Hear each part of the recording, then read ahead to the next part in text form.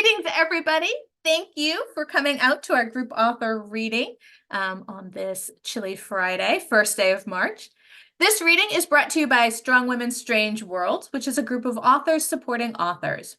Our mission is to elevate the voices of women and non-binary authors of science fiction, fantasy, and horror through events like our bi-monthly virtual quick read sessions. You can find out more about Strong Women's Strange Worlds in the handout we've provided in the chat and by visiting our website, a link of which will be added to the chat in just a few moments. And that website is strongwomenstrangeworlds.weebly.com. I'd also like to take a moment to thank those who've made a tip jar donation. Thank you very much. We very much appreciate all of you who support us. I'm your host today, Terri Bruce. I am one of the strange women who bring you these readings. You can find out more about me and the other Strong Women's Strange Worlds staff and volunteers, as well as the authors who are reading today, in the handout that we'll be providing to you as well. We will be posting a link to that handout in the chat. You can find that on our website as well. Now, please note that recording of this session by the audience is not allowed, and recording of electronic communications, including Zoom meetings and webinars without permission, is illegal. We do post recordings of these sessions on our website. Those usually go up about 2 weeks after the event, and you can find all of the past sessions there as well. Now, today we'll be featuring 6 authors: Jessica Turnbull, Wen Wen Yang, Anna Karppinen, Phoebe Walker, Ilana DeBare, and Carmen Baca. Each author will have 8 minutes to read. Our first reader is Jessica Turnbull. Jessica Turnbull is an author who mainly writes young adult fantasy. However, she's hoping to branch into science fiction, horror, and new adult. Books got her through her darkest years as a teenager, and she hopes that one day hers will inspire young people to keep going. Jessica, take it away. Hiya, my name is Jess. I mainly write fantasy, sci-fi, horror.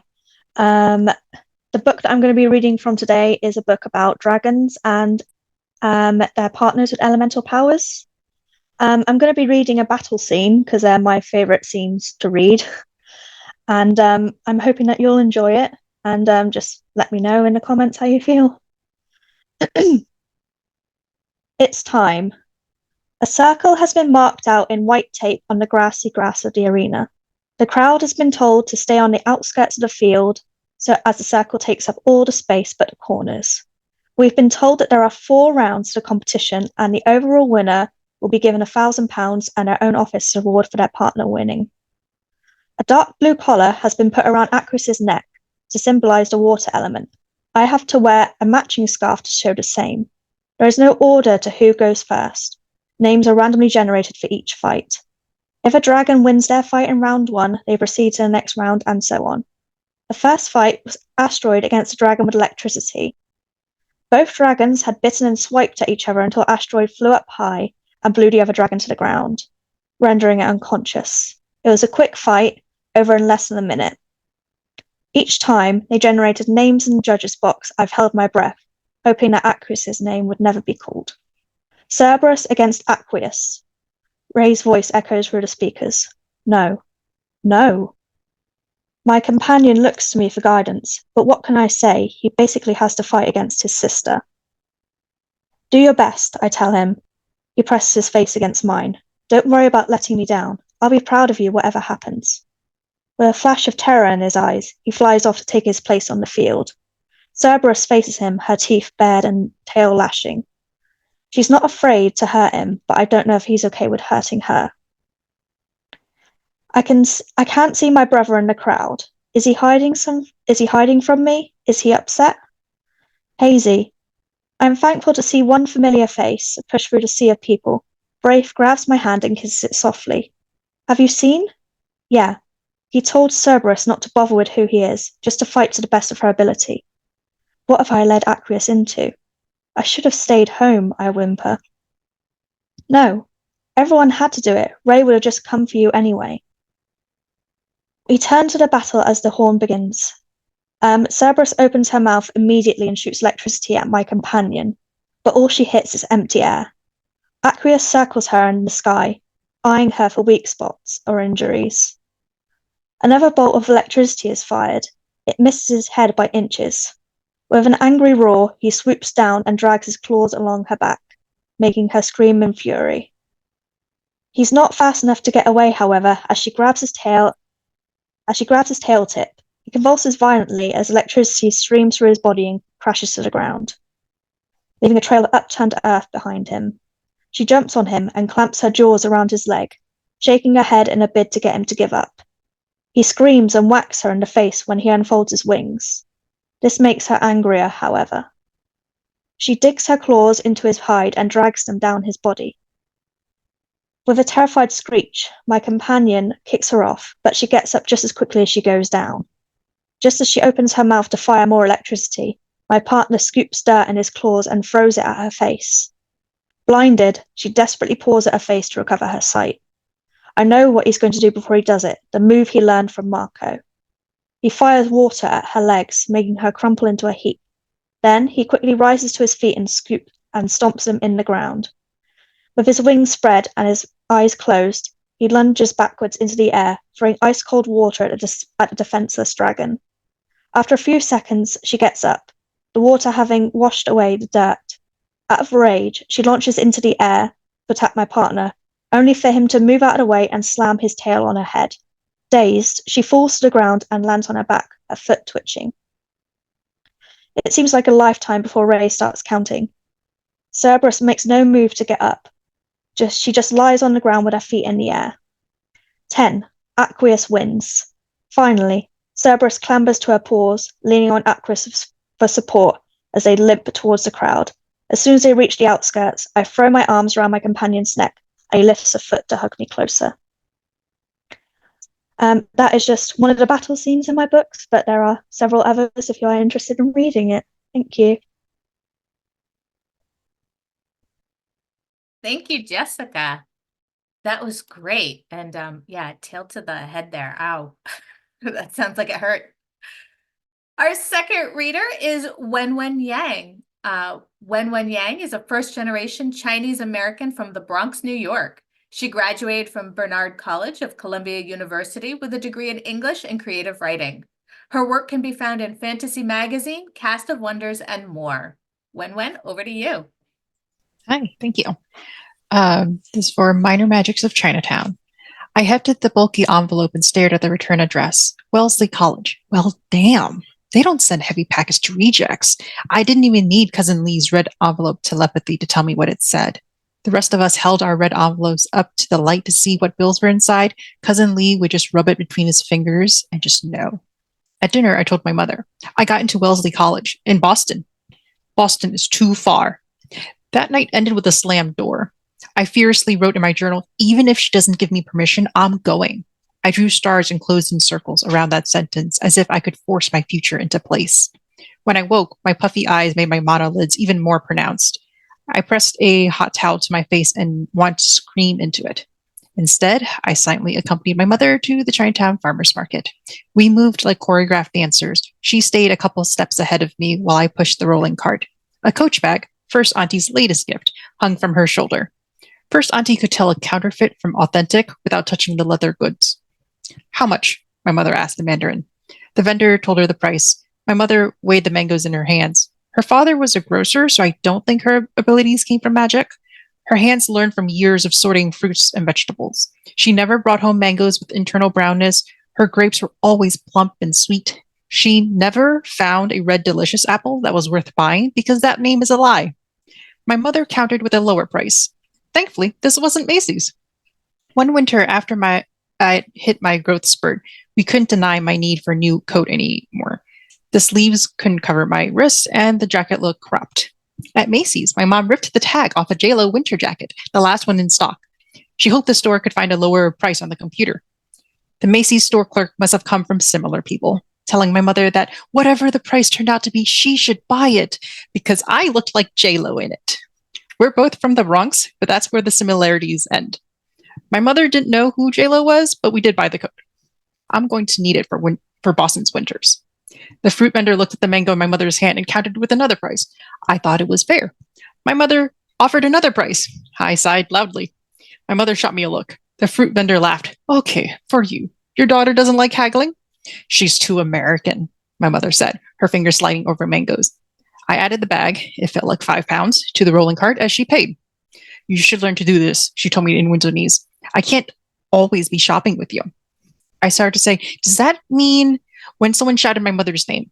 My mother greeted a woman with a bright, round face. She introduced me. Auntie Shi had worked with my mother at the sweatshop.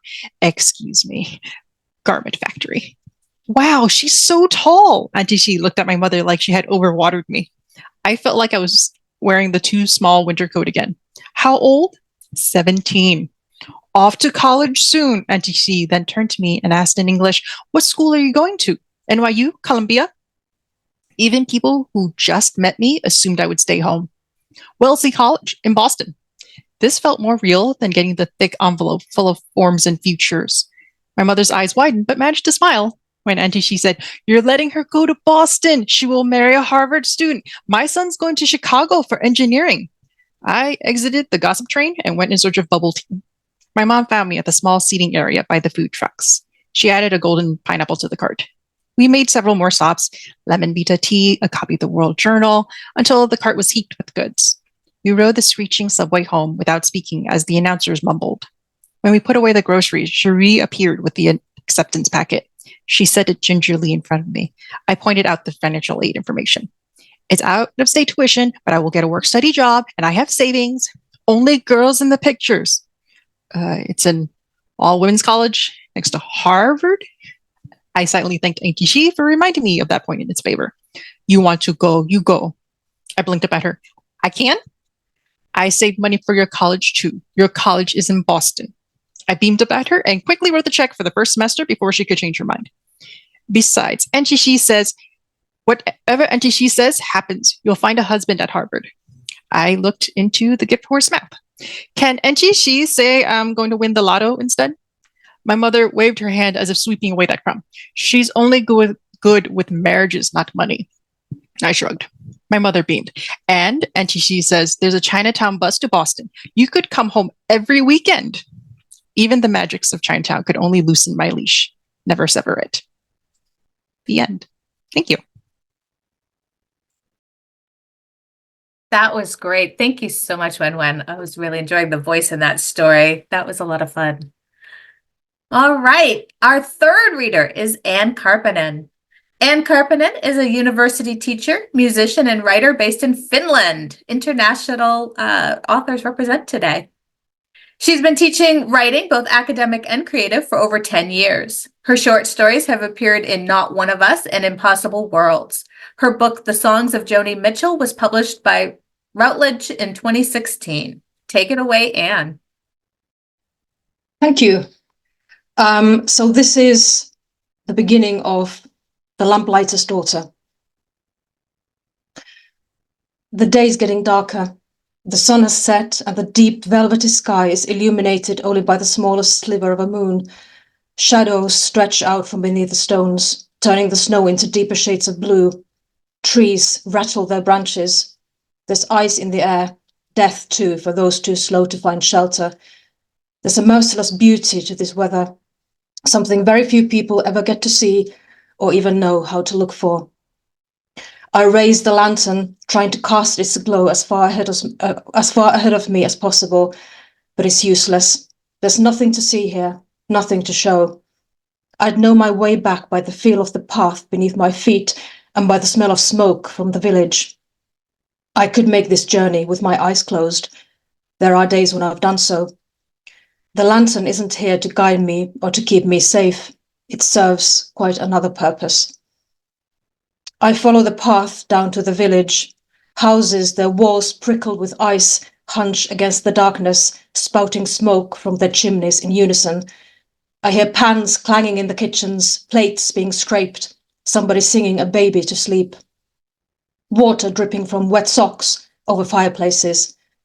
Life going on as life should, mundanely, repetitively, unfurling in slow circles. Now and then there's a silence. People stop and hear my footsteps. I walk louder than necessary just to jolt them out of their routines, just to give them a small taste of uncertainty after dinner. Behind the bolted gate, a guard dog bursts into loud barking. I greet it by its name, and the dog purses its mouth, confused.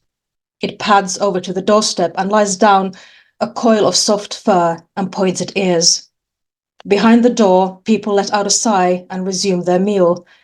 Now, the dog has a good reason to be on its guard, locked as it is in the dark yard by itself. But the people indoors, with their firelight, bright lamps, why are they so easily startled? Surely they recognize my footfall by now. I walk the same route every day, checking all the lanterns on the way and topping up the oil. I'm beginning to agree with my father. Fear can be a delicious thing if sampled in small quantities and tempered with the feeling of immediate safety. I make sure to extinguish the lamp before I reach our gate. Such brightness feels excessive in our small home. For us, darkness is a relief after a day's toil. It requires nothing of us but silence and rest. In his forgetfulness, my father has latched the front door from the inside. I bang on the shutter, not caring if anyone hears. No need to make such a racket. I hear my father's voice through the double doors. As he pushes open the outer one, he adds, "Sometimes I think the gods gave me a son in the shape of a daughter, I really do." He crinkles his hairy face and shuts the door swiftly behind him. "Any luck?" "No," I reply, stomping snow off my boots. "But it's not luck, really, is it? The fish, like the signs, arrive just when we need them the most." He rests his hand briefly on my shoulder as he squeezes past me in the dim corridor. He must be hungry. Father watches me eat. He says he's already had his supper, and I decide to humor him. A grown man knows his own stomach. And even if our fishing lines will stay empty for the rest of the dark season, we won't starve. The villagers will take care of us. They've always kept their side of the bargain. I glance along the dark walls, at the rows of shelves and hooks with jars and bundles neatly stacked and regularly turned and dusted. My father keeps a clean house. Indeed, I've heard them joke in the village that the only thing he ever needed a wife was for bearing me. I believe they're right. I don't remember my mother at all. As long as my memory stretches, it's always been my father and myself taking care of each other and of the village. My father says that as long as the law goes, there has always been a lamplighter living in this cottage. The skill has been passed down generations, usually from father to son. The lamplighter's task is a straightforward one, and yet something that cannot be taught to an outsider. When I was born, my father knew immediately that I would take over his post one day. He stopped wishing for a son and started neglecting his wife, so that finally she gave up and died. Or that's what the villagers say. Although my father has been the lamplighter for 40 years or more, he has taught me nothing. Everything I know about light and dark, the caprices of weather and the changing seasons, I've either known all my life or picked up through careful observation. Ever since I could keep up with him, father has taken me on longer and longer trips on the ice. Together, we've watched one winter after another arrive, endure, and finally give up under the growing light of the sun. Now, father is saying that I have all the skill it takes to guide the village from the other side of the winter. What happens if I fail? I asked him once. Will the sun refuse to come back? A vague gesture. It's not about that. The seasons turn regardless of our efforts. It's about the people, what they need and what they think they need. So you're saying it makes no difference what we do? That's not what I'm saying at all. It makes all the difference in the world. A lamplighter is like the baker. Anyone can make their own bread, and yet we prefer this one person in the village to get up early each morning and sweat at the oven for us. Anyone can walk the winter ice. Anyone can raise a lantern to hold back the darkness, and yet most people never will. Thank you. Wow, I'm speechless, actually. I had to take a little moment there because I was like, damn, that was amazing. I can't wait to read more of your work. That was great. Thank you so much, Anne. All right, on with the stories. Our fourth reader today is Phoebe Walker. Phoebe Walker is the pen name of co-authors / BFFs Jennifer J. Bull and Mary Morris. Jay works as a writer and professional psychic from the home she shares with her husband and cats. Mary works as an educator and editor, and she lives in the middle of nowhere with her family. Over to you, Phoebe. Thank you. I'm having the best time today. I'm reading from Mirror Witch, the first book in our Daughters of Hecate series. Chapter 1. A werewolf walks into an occult shop. Sometimes finding humans was too easy. The werewolf looked across the street into the window of the shop where his quarry was working, squinting past the bright neon signs. Tarot, psychic, spells. Its owner had chosen to call it Other Worlds Emporium, which made him snort. It was about as subtle as a frat bro doused in Axe body spray. This woman had taken the council 8 years to find. It had only taken Booker and his team a month, but he'd worked his ass off in that span of time.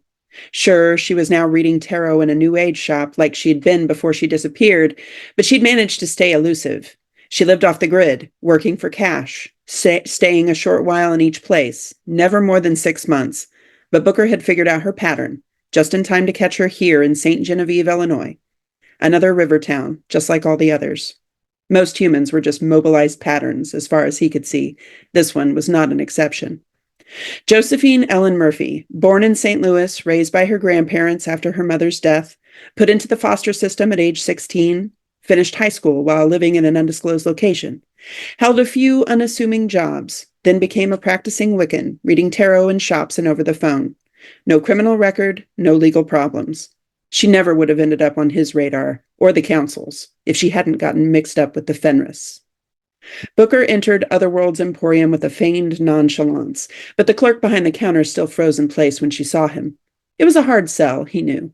Werewolves may look human sometimes, but they weren't, even when they tried to act like it. He couldn't help but sense the clerk's unease, as he did any time he affected a human's emotional state. The scent changed, or at least that's how he interpreted it. The clerk took a step backwards when he moved toward her, but when he smiled at her, flashing what he knew was a matching set of dimples, she smiled back, the tension easing from her muscles and her scent. "Hi there," she chirped. "Is there anything I can help you with?" "Yes," he said, keeping his voice even and friendly. "I came in for a tarot reading. Josephine Murphy's here today, isn't she?" "She is. She's with a client, but she'll be available in 15 minutes if you don't mind waiting," she said, seeming delighted with this idea. Humans. This one was harmless, though. He engaged in some mild flirting with the clerk, whose name was Sonia. By the time before the 15 minutes were up, she had invited him out for a drink. "I'd love to," he said, making sure his voice expressed the right level of disappointment, "but I'm only here for a few hours to visit friends. I heard some great things about your tarot reader and figured I'd stop in before leaving town." Before Sonia could answer, a middle-aged blonde human came out from the back room, sniffling and dabbing her eyes with a tissue. She turned around to hug a petite woman with short black hair and a pixie-style haircut, and every single one of his senses zeroed in. This was her. She'd changed a little. The hair was shorter and no longer the blood-red color from her pictures. Her face had more lines, but it was prettier in person, arresting in a way that wouldn't make her stand out in a crowd unless you gave her a closer look. She wore jeans, black Chuck Taylors, and a t-shirt with a grinning cartoon witch giving a thumbs up. He tamped down the urge to laugh. She might be the least witchiest witch he'd ever seen, but she was the one he had been sent to find. She smelled like warm lavender and sympathy.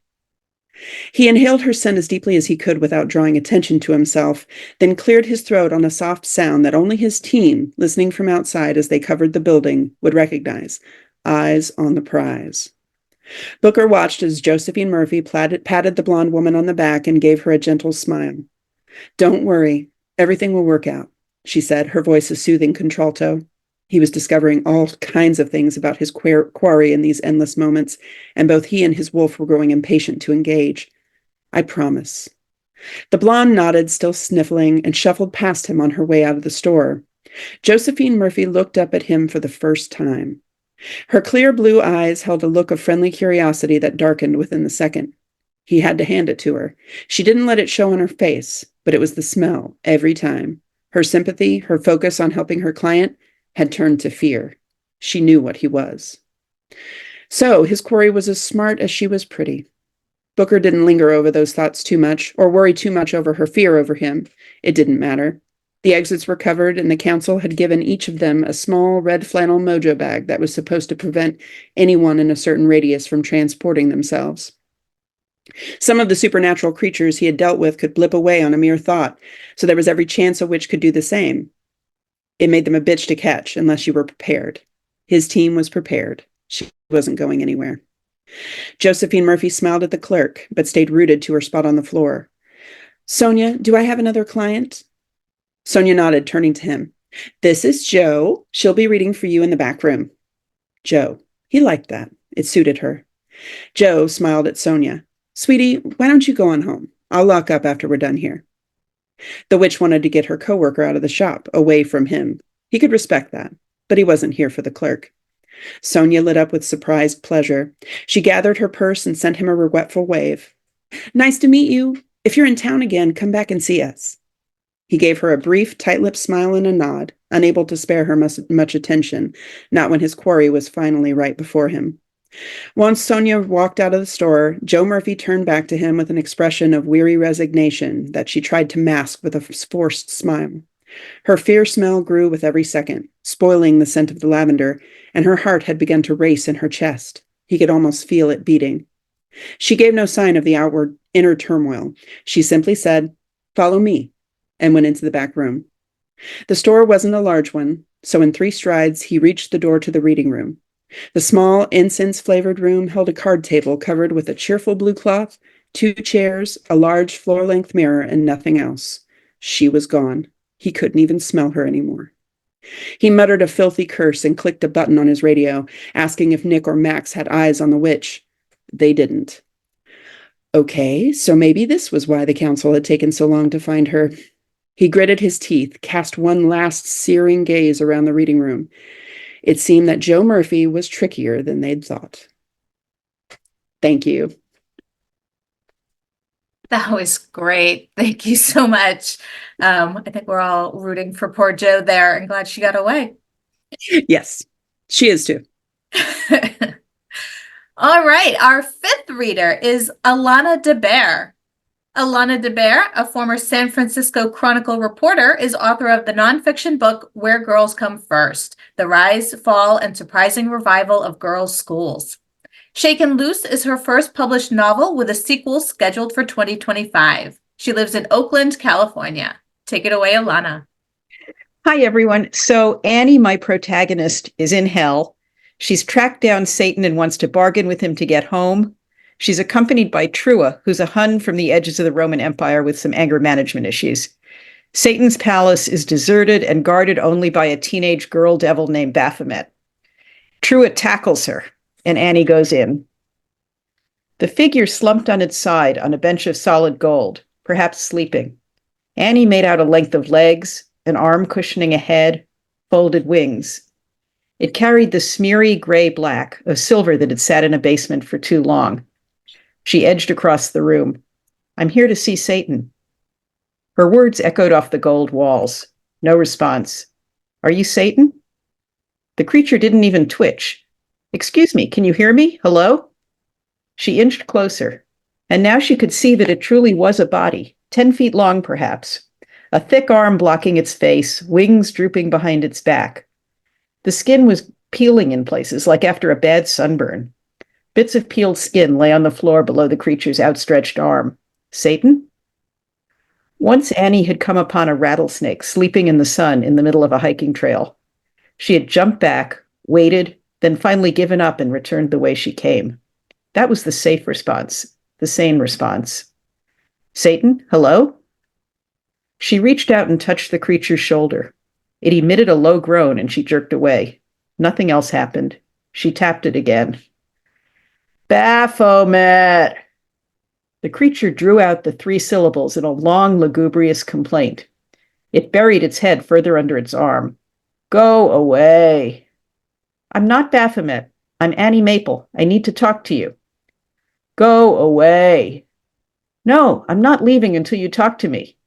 Baphomet. Louder now, imperious. Baphomet isn't coming. She's busy. You have to talk to me.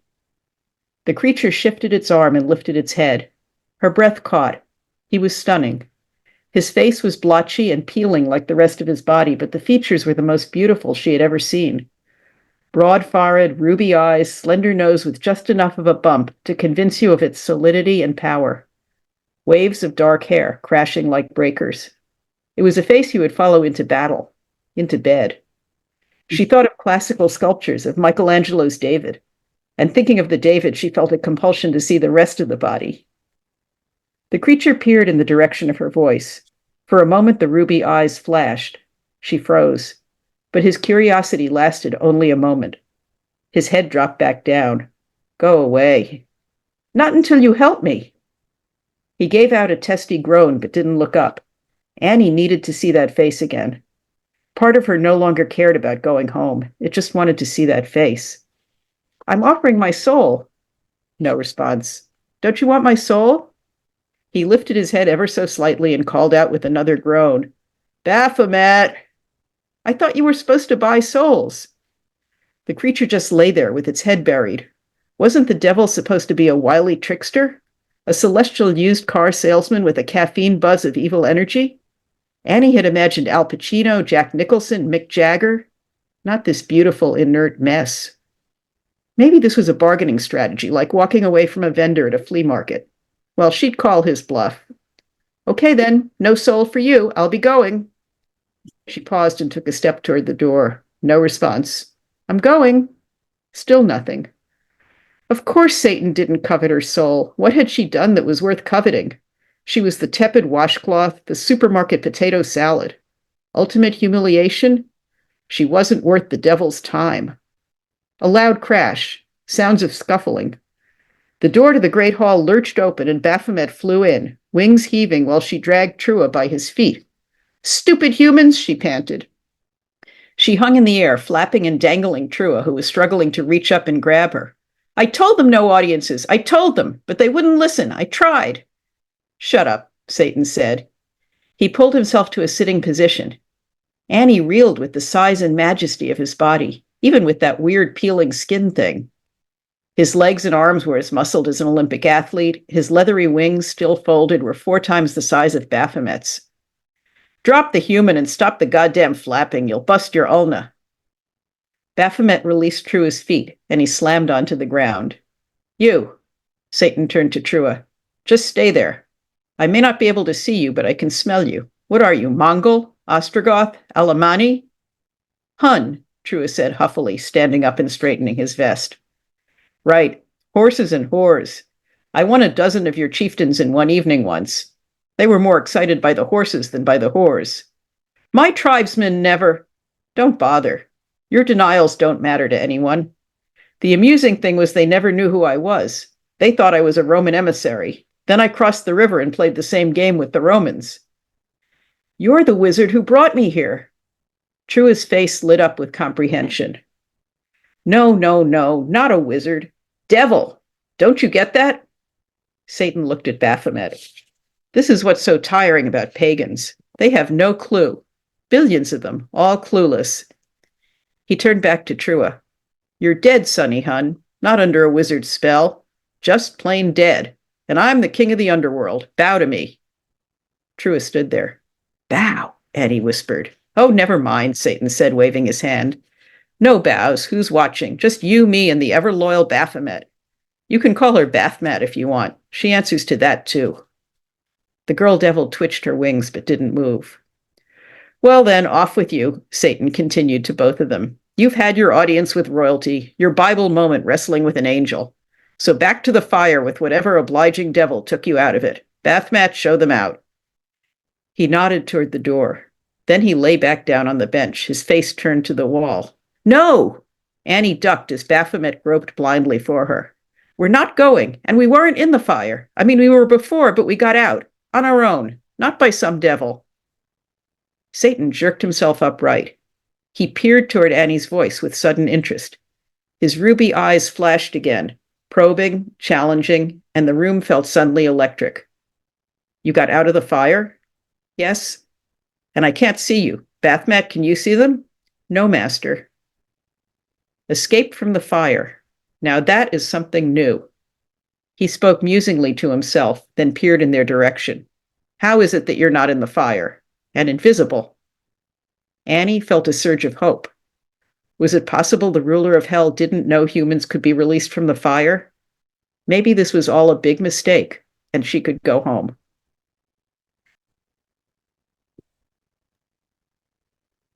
That was great.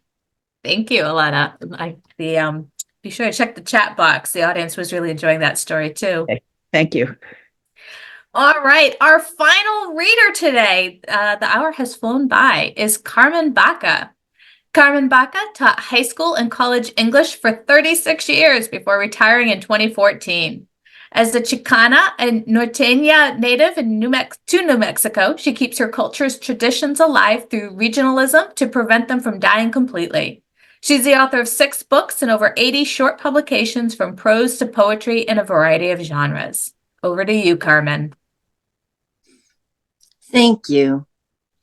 Bella couldn't have known foraging in the attic of her grandmother's house for something to read would lead her into a most extraordinary world. Thinking maybe she could find something there, she had climbed the tall ladder standing against the side of the adobe house and entered the hot space. Her parents used the place for storage now, and they had been going through some of the contents to keep or to give away. She stood without moving to avoid raising dust from the dirt-covered floor and waited for her eyes to adjust. Dingy cloths covered a few large objects to investigate later, but a metal trunk against the back wall caught her eye. It was the most likely place books would be stored. She walked over, lifted the heavy lid all the way back, and moved a few items aside. Spotting a stack of what looked like photo albums on the bottom, Bella reached in. She lifted up the first one as she sat on the corner of the trunk. She opened the album, prepared to be entertained. She didn't expect to fall in like Alice down the rabbit hole. One moment she was looking at a picture of a delightful valley. In the next, the peaceful scene had pulled her in and she tumbled onto the carpet of green at the bank of a shallow stream. Bella sat up and looked cautiously around. She surprised herself at her lack of alarm. It felt almost natural that she was here in this place where her grandmother had been at one time. The photo album was hers, after all. Bella pitched herself to see if she was awake and then started to panic a little. If she was awake, how? Where? The questions started one after the other, and then they were gone, just gone. Curiosity replaced alarm, and concern for her safety went out the ventana. She took walks into the woods alone at the ranch all the time without giving bears or bobcats a second thought. Smoke wafted over the trees and narrow trails here and there, so she knew there had to be houses with wood stoves or fireplaces, though she saw none. She saw no one at all. So she rose and brushed grass off her clothes, and she pulled a ribbon from her pants pocket and tied her long hair into a ponytail. She turned in a slow circle. The sun was high in the sky, so she knew she had hours of daylight to explore. She looked around. How much like the ranch it was. Then again, woods were woods. So were pastures. They were bound to look familiar. She started through the meadow of tall wheatgrass, brushing against her jeans up to her knees. She listened for any sound which would indicate people might be nearby. Perhaps following the water would lead her to a village? Something? She hoped to find someone to pepper with the questions she had about where she was, how it was possible she was here at all, what year, what language. So many ran through her mind. Now she could find someone. Rounding a bend brought a surprise. A woman with long black hair and wearing a white dress soaked to her knees was walking in the center of a shallow river up to her calves. Her shoulders were slumped and she was shaking her head slowly back and forth as though pondering something heavy on her heart. A small sob followed. "Excuse me, Dispensame," Bella asked as she approached the lady. "Is there something I can do for you?" The woman stopped sobbing and began moving her head in a slow but deliberate turn toward Bella. Her hair hung in tangled waves down her back. The strands framing her face were white, however, and concealed some of her features. The part Bella could see showed a great sadness had befallen the poor woman and left the one eye without hope and a mouth with the crease of a frown, as though she had forgotten how to smile. "I have lost my children," she spoke, almost too soft to hear. "Mis niños se desaparecieron en el agua. My babies disappeared into the water. I keep searching and I walk in every stream I find and long for the day I will find them again." "Oh, I'm so sorry," Bella cried. She looked into the water, clear and flowing over and around rocks of varied sizes. The woman started moving through the stream again. Bella, trailing on the grassy bank, was focused on the water and didn't notice the ease by which the woman walked without losing her balance on the slippery, round rocks. A normal person would be roving in a Frankenstein mimicry, flailing arms and all over such obstacles beneath the water. I am doomed to look for them forever, the woman moaned. How long have you searched for them? I do not know, the weeping woman replied. Time is meaningless here. How do you know they're in this stream? Did you see them slip in? The woman stopped walking and turned her face toward Bella once more. I know they are in the water, she said. I do not know that they are in this particular stream, and so I search for every body of water I find. But because I drowned them, the woman roared. She turned all the way then, her fists clenching at her sides. She tossed her long hair away from her face, and Bella saw the other eye, clouded with a white film as though blinded.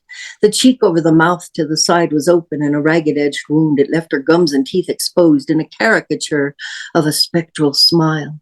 And if I cannot find my babies, I will be content to replace them with another, she growled and started toward Bella. No longer in the water, she glided on top of it fast. Bella's ear-piercing scream echoed through the valley long after she sprinted as far away from the wet river as she could. Sometime later, after she'd calmed down, she came across a trickle of water and bent down to wipe the scratches on her face where the blood had dried and had started to itch. If she could bleed, she could well suffer a worse injury here.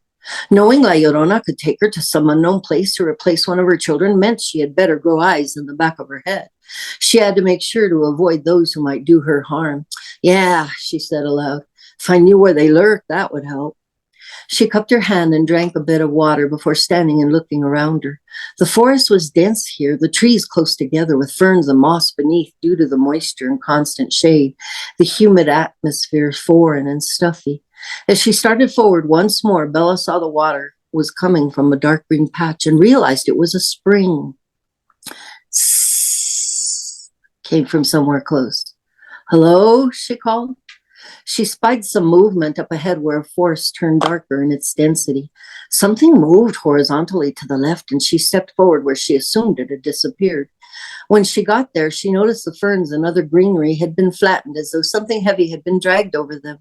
Spotting a fallen log up ahead, Bella saw something lacy caught on the bark, material of a pale gray color like a long shawl someone had lost. She bent to retrieve it and then realized it wasn't a manta at all. It wasn't even cloth. It was translucent with an almost diamond-shaped pattern, larger toward the middle and more close together at each end.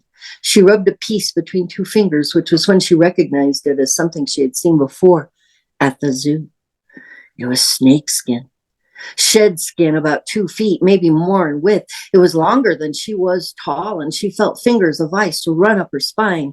The sound in front of her sent Bella reeling off to the right, like a missile without direction.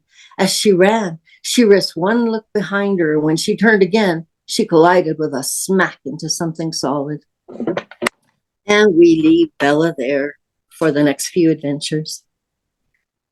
Oh no, what a cliffhanger to end all our readings on today. Yay! That was great, Carmen. Thank you. Thank you.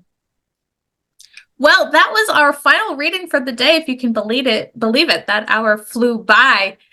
Thank you so much to everyone who came today. We really appreciate you coming out and joining us.